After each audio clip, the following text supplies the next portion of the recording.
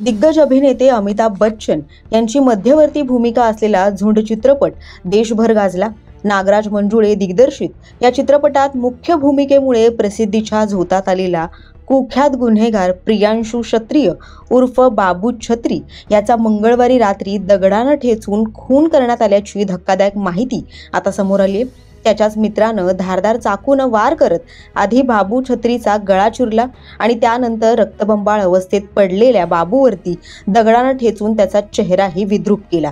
मात्र ही संपूर्ण घटना नेमकी कशी घडली याबद्दलची सविस्तर माहिती या व्हिडिओच्या माध्यमातून जाणून घेऊयात। नमस्कार, आपण पाहताय लोकसत्ता लाईव्ह। जरीपटका पोलीस हद्दीतल्या नाराजवळच्या पडक्या निर्मनुष्य घरात मध्यरात्री 2च्या सुमारास ही खुनाची थरारक घटना घडली। गजानन नगरीतल्या एका निर्माणाधीन इमारतीला लागून हे घर आहे। तिथंच बाबू आणि त्याचे मित्र नेहमी दारू, गांजा आणि व्हाईटनरची नशा करत बसायचे। रात्री 2च्या सुमारास या पडीक घरात प्रियांशु आणि त्याचा दुसरा कुख्यात मित्र ध्रुव साहू या दोघांनीही यथेच्छ मद्यप्राशन केलं होतं। दारूच्या नशेत कसल्या तरी कारणावरून दोघांमध्ये कडाक्याचं भांडण झालं। या भांडणाचा वाद विकोपाला गेल्यानंतर आधी बाबू छत्रीनं आपल्याकडील चाकू काढला।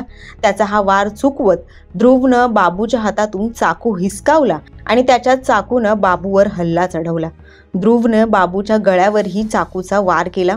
त्यावेळी रक्ताच्या थारोळ्यात पडलेल्या बाबूच्या डोक्यात दगड घालून ध्रुव घटनास्थळावरून पसार झाला। याची माहिती मिळताच सकाळी जरीपटका पोलीस ठाण्यातील पथक घटनास्थळी दाखल झाले। अवघ्या 6 तासांच्या आतच गुन्हे शोध विभागानं ध्रुव साहूला अटक केली।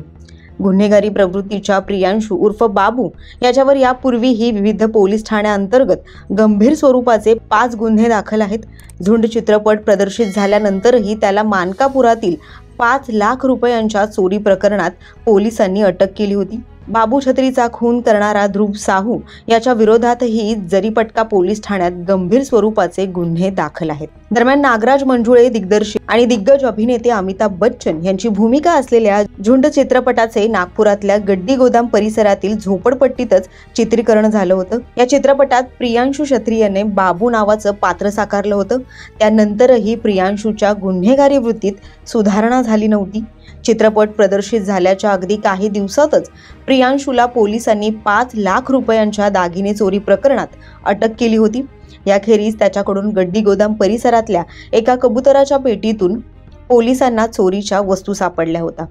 प्रियांशु बद्दल अधिकची माहिती सांगायचं झाल्यास प्रियांशु हा एक चांगला फुटबॉलपटू होता। याच फुटबॉलमुळे त्याची झुंड या चित्रपटासाठी ही निवड झाली होती। चुकीच्या संगतीत पडून त्याला अंमली पदार्थांचं व्यसन लागलं होतं। त्यासाठी त्यानं चोरी सुरू केली। प्रियांशुचे वडील रोजंदारी मजूर आहेत। त्याला 3 मोठ्या बहिणी आहेत। 3च्या दरम्यान आपल्याला एक कंट्रोलला कॉल प्राप्त झाला की नारामध्ये एक जखमी इसमाला वायरने बांधून तो जखमी आहे। त्याप्रमाणे नाईट ऑफिसर तात्काळ तिथे गेला असता एक जखमी मुलगा म्हणजे मुलगा होता, त्याला वायरने बांधला होता। त्याच्या अंगावरती भरपूर चाकूसारख्या धारदार शस्त्राचे उग्रण दिसत होते।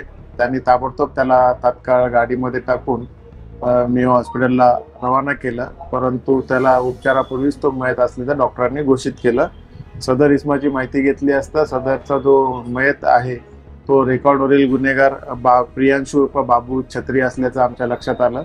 त्याप्रमाणे आम्ही त्याच्या घरच्यांशी संपर्क साधला असता घरच्यांच्या म्हणण्यानुसार त्याला काल रात्री ध्रुव साहू नावाचा मुलगा त्याच्यासोबत त्याला रात्री 10-10:30च्या दरम्यान घेऊन गेला होता। त्यावेळेला बाबू छत्री हा खूप नशेत होता आणि त्याच्यानंतर आज सकाळी त्यांना माहिती पडलं की त्याला मारलेलं। त्याप्रमाणे बाबू छत्रीची बहीण शिल्पा छत्री हिच्या तक्रारीवरून मर्डरचा गुन्हा दाखल करण्यात आरोपी ध्रुव